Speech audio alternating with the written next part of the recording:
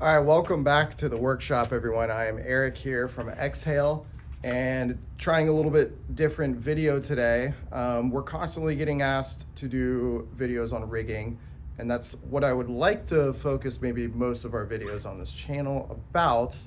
And the reason I think that's important is the more you guys understand how to work on your own gear, like we are more than happy to have you guys come into the shop and do whatever you need us to do. But the more you understand at least how all that gear functions and what makes things work together and so on and so forth, the better you're gonna be shooting fish underwater when you understand what your gear is doing as well. So that being said, what I'm doing today, I had a guy bring a gun to me recently. It's got a couple little issues, a couple things to fix, and just some basic stuff as well. New bands, probably new shooting line, although it does have brand new shooting line on it, so I feel bad taking it off. But there's a couple things we need to tweak on this. The main thing that he brought it in for was that the trigger mechanism seems to be binding with the line release, which is a pretty common issue on a lot of guns, particularly custom guns where you have either maybe they're making their own trigger mechs or ordering in trigger mechs. So it seems to be an issue on stuff like that. And I shouldn't say that it's an issue, but it is a common thing on a lot of these guns. At the end of the day, the guns still shoot. Usually people don't even notice that this is a problem because with bands loaded on it, it doesn't affect it. But you can see, you would figure, obviously the bands are not loaded. On most guns, when you pull the trigger, it will release the shaft, especially with a little bit of tension on it. This gun is not releasing the shaft, which tells me that the line release itself is binding the trigger mech up. If you have too much tension on these, or if there's a little burr edge on there, sometimes that can cause some issues. So what I'm gonna do with you guys is I'm going to kind of break this gun down, go through what I would normally be going through process-wise on what I wanna fix, and kind of show you guys that process along the way. This is a Daryl Wong. Guns that we don't see a ton coming in the shop anymore. Probably mostly because they don't really have much to go wrong with them, other than bands and stuff like that. So this particular guy has this set up with a breakaway rig that he built. And not that he did a bad job at it at all. He actually did a pretty nice job, but there are a couple things I'd like to tweak on here. But before we get into any of the rigging or anything like that, I'm gonna go ahead and remove the trigger mech from this gun and the line release as well, so we can kind of check and see what's binding up in there and see if we can get that fixed from the get-go. So what I'm gonna do, I'm actually just gonna take all the parts out of the gun. This is a remote trigger mechanism, so you can see the trigger mech itself, where the shaft notches into, is all the way in the back of the gun. The handle is actually much farther forward than the trigger mech itself. And then this groove here, there's a shaft inside of that. This is the actual trigger, this little block right there. And that shaft is connected to the trigger in the handle. And when you pull that trigger, it's gonna release that shaft. You can see it actually just released now that we have tension off of the line release. So anyway, I'm gonna take all this apart real quick, and I'll show you specifically. Maybe I'll just not talk during it. That way you don't have to listen to me.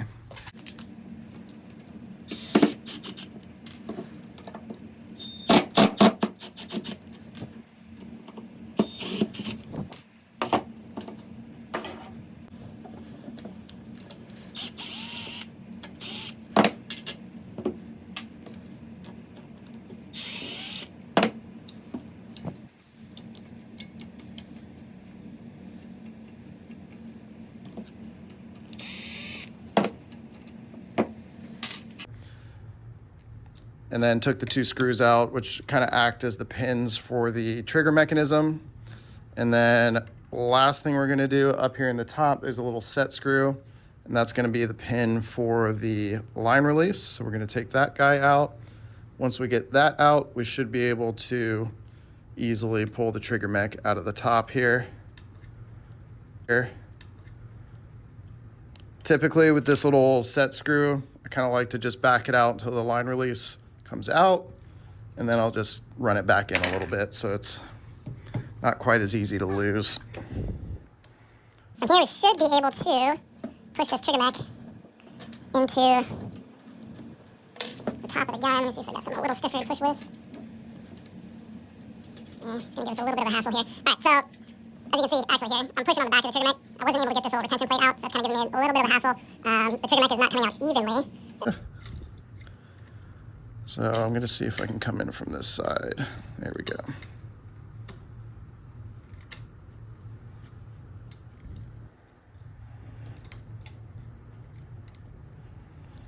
And man, this little travel pin, there we go. So, oh, yeah. So that's why I wasn't wanting to come off. You can see on the trigger pin itself, or the actual trigger, this is where that push rod goes in. It is grooved, has a little bit of a detent in it, so that pin kind of rides in there. So that's all it was. I just had to pull this trigger back, and that came right back out. I'm gonna leave the remote trigger in there, and I'm probably just gonna leave the push rod in as well.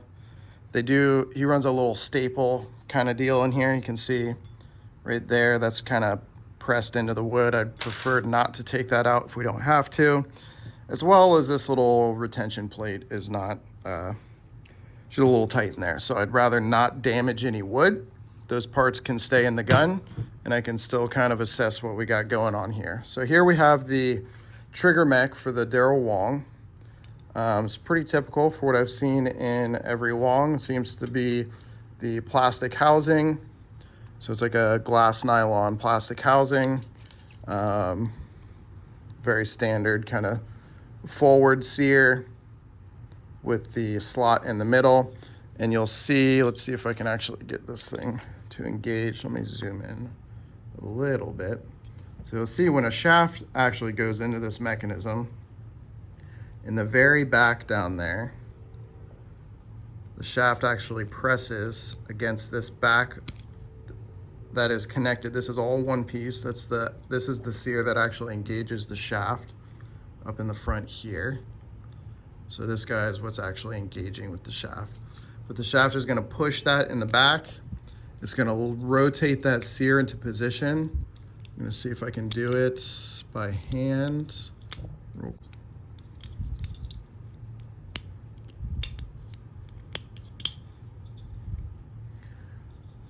So it's a little hard to see on camera, but the surface of that sear engages with the line release, preventing it from turning out because it's riding on the axis of that pin. But once you pull the trigger, you'll see this thing popped up out of the way. Boom. Once that's out of the way, line release is free to move forward. And you can easily tell how if you had a lot of tension on this line release, let's see if I can get that back down.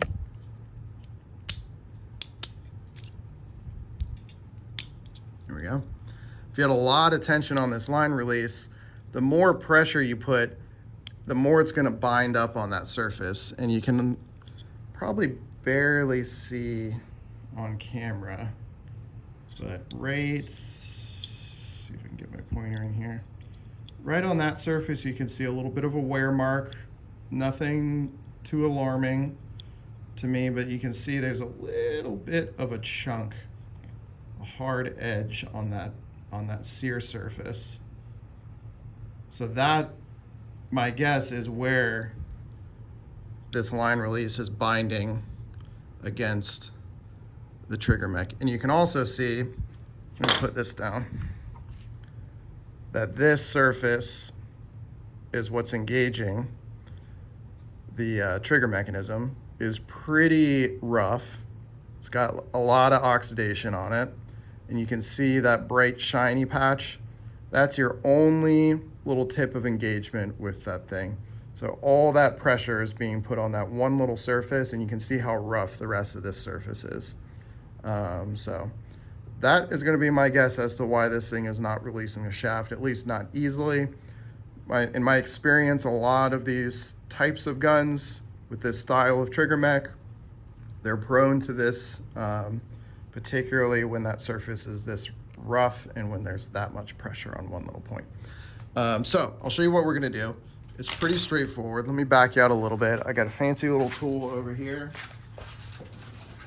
This is one of my favorite workshop tools. This is a Worksharp knife and tool sharpener.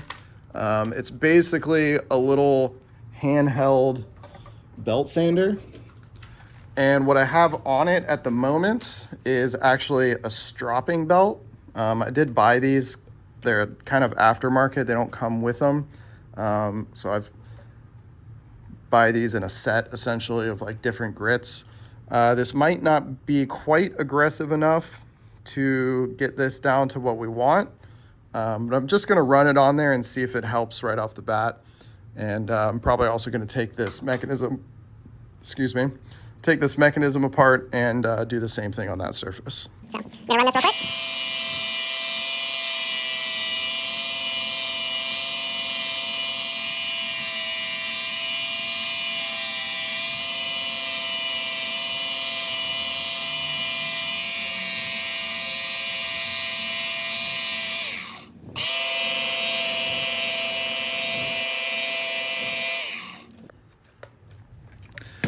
All right, I think that's gonna do the trick, at least to try out quickly.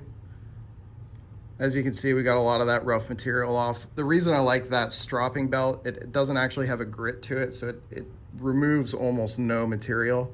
It's just polishing. And that's a big thing here. If you have to be extremely careful when you're working on these trigger parts. The line release isn't as crucial because you can always probably find a replacement for this, or at least make a replacement on the trigger mech itself. And obviously you can get replacement parts maybe for these as well. You know, I'm sure, I don't know exactly how difficult it is to get parts for these Wongs, but you know, a lot of guns, you're gonna have some access to parts if you need it, or we could always get them for you if you can't find them. Either way, you have to be very careful not to remove material, especially material in specific spots. Like if I started grinding the tip of this down, well, it's gonna all of a sudden start moving, changing the angle at which this line release sits when it's engaged. So if I take too much material off, it could actually be sitting to the point where the line's just gonna come off on its own anyway. And we definitely don't want that. And especially, like I was saying, with trigger mechanism parts, if you tear this thing open and start messing with the sear engagement surfaces, well, you're setting yourself up for a misfire at that point. So I always recommend, if you're gonna work on trigger mechanism parts, try your very best. If it's no other option and you have to do it, you can mess with the sear parts, but I always recommend not messing particularly with the sear engagement surfaces of the trigger mechanism itself. That being said, I'm gonna take this apart real quick and I'm gonna show you where I'm gonna polish up where this engages onto that sear. And we're not messing with the sear surface of the trigger. We're just gonna be messing with the sear surface of the line release. But same thing, you don't wanna take too much material off of here as well. So that's where that like nice light stropping belt comes into play. If you don't have anything like this just makes the job much easier for me. I'm doing a bunch of these. So I like having a little bit of a power tool advantage, but you could easily do what I'm doing now with just some like extremely high grit sandpaper. Something in the 4,000 to 6,000 grit range is what I typically like to use. And you might, doing it by hand, you might have to start with a little bit more aggressive grit and work your way up to that 4,000, 6,000 range. So let me get this apart real quick. It's already actually looking like it wants to come apart on its own, which is nice. So we got that pin, just 2 pins on this guy. So pretty easy to take apart. And it's probably a 2-piece sear with a spring. Yep. So just to kind of show you how this is working. Obviously, this is where the shaft is coming in. That's roughly where this thing is going to be sitting. It's probably under a little bit of spring tension, let's say. And then obviously you have these 2 pins. So that's our fixed axes of rotation right there. The shaft is going to come in from the front. It's going to engage with that flat surface and push against it. and it's gonna rotate around that pin until that pops down on this. That's the trigger sear surface, and this over here is the shaft searing surface. So the notch on your shaft is actually engaging with this square face and also pushing up against the top of the trigger housing. And then this is your trigger sear. So this wants to fall down under spring tension, obviously. But as you pull that trigger, it's gonna rotate around that pin, and eventually those two surfaces are gonna fall away from each other. This sear drops, releases a shaft. On the other hand, you've got this angled surface. When that gets pushed down, gets pushed in the way of the line release, holds the line release in place, and then when you pull the trigger, that pops up, it's out of the way. Line release can drop your line. So I'm gonna leave the spring on here because there's no real reason to take it off, but I'm gonna run that strop. Oh, sorry, wrong zoom. I'm gonna run that strop along that surface so you can see where there's some indentations and stuff. So we're gonna go ahead and try to clean that up a little bit, and this should help. So hopefully, we'll see how this, how it feels once we're done with this. We'll get it back together.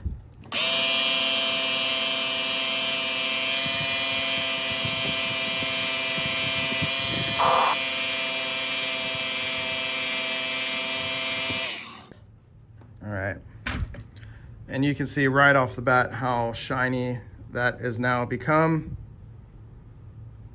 Those little burrs are gone. Still a little bit of texture to it, but like I said, that's what this belt on here is. Not a grit belt, so I'm not removing any material. I'm just trying to slick that material out. All right, so we're gonna slap this back together. This can always be a little tricky part. I'm pretty used to putting mechs together. So maybe if you have never taken a mech apart, you might want to take some pictures through the process so you don't forget where these pieces go. This is a very simple mechanism. So you just have 2 pins. That guy goes in there. It's gonna hold your trigger in place. Just line it up, push that pin through. And then same thing here. Line that hole up. Pin goes in. Oops, we dropped our pin out the other side. So some mechanisms that have like loose fitting parts in them, which isn't a bad thing. You gotta be careful if you're tilting these around and manipulating them, these pins can fall out if they're not under tension, so, or if there's nothing keeping them from moving side to side. All right, let's get this back in the gun and let's see if we have made any difference. Hopefully we have.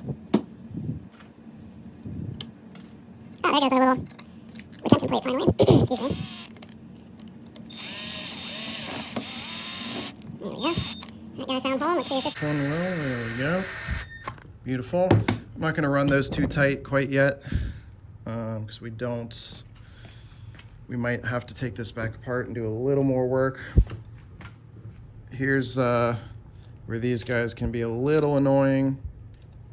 When I put that back in, it pressed that retention plate back out. But I'm just gonna use this little pin here. I gotta pull this trigger back to engage on this push rod. Here we go. So all I did there was pull the trigger back until it could clear this push rod, and now push rod's working perfectly.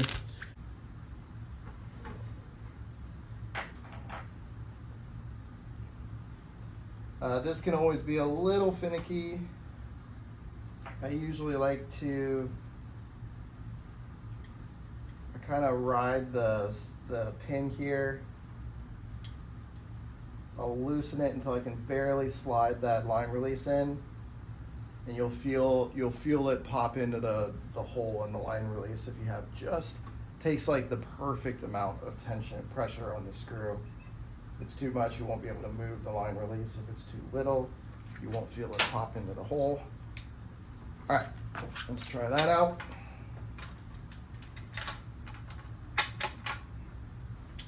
There we are. All right, so now I'm gonna put no tension on the shaft. and a moderate amount of tension on the line release. Actually, that works pretty well. Surprisingly well.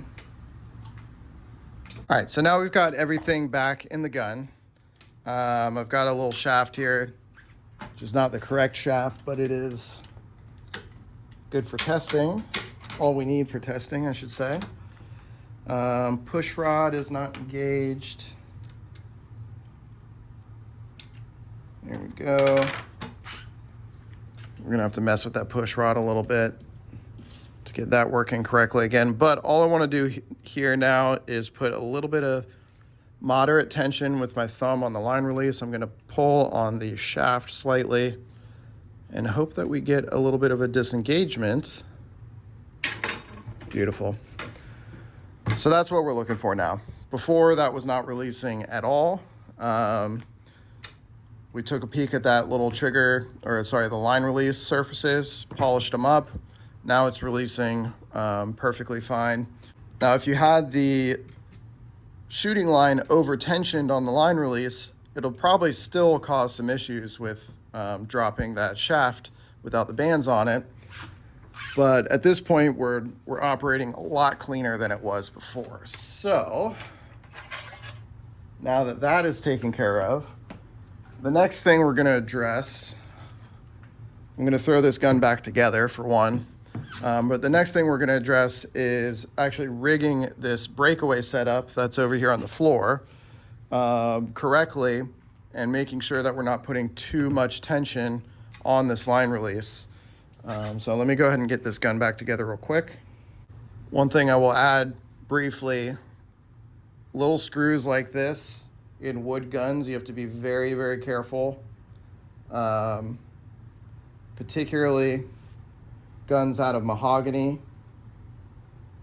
but just because mahogany is a little bit softer than some stuff like teak, but they're all at risk of stripping. So you gotta be very careful. It takes like a little bit of a skilled hand feel to know when you're about to strip a screw out of wood. So I don't know if that's something that can really be taught, but just something to be aware of. Be very careful when you're tightening little screws. Any screws into these guns, all wood spear guns, they're gonna absorb a certain amount of water. And as they get older, that water absorption definitely, like the salt that's now in the wood and stuff like that, it kind of dries the wood grain, makes it a little bit more fragile. If you've ever found a wood gun from underwater, you'll probably notice that the structural integrity of the wood is not quite as good as a brand new gun.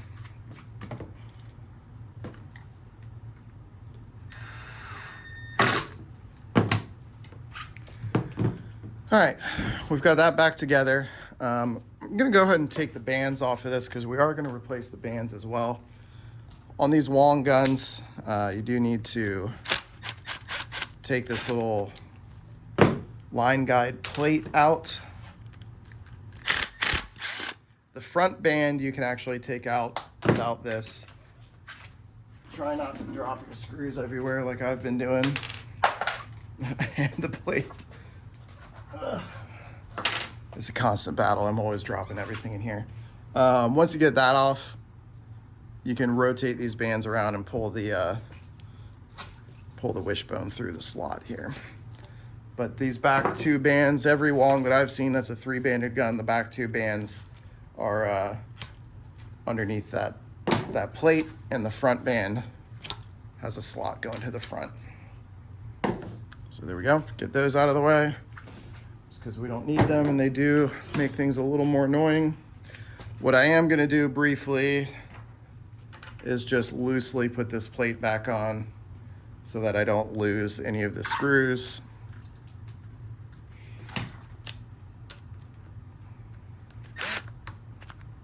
Or the plate itself, because I've been known to do that. So there it is. That's pretty much done. All we got to do is make bands for it. And that is a Daryl Wong Bluewater gun. It's going to be an awesome little tuna, or sorry, not tuna, but wahoo setup. Let me put a little shaft tension on there, see if this guy releases. Boom. Beautiful, clean release. No longer binding on the line release here, which is awesome. That was kind of the whole goal to start with.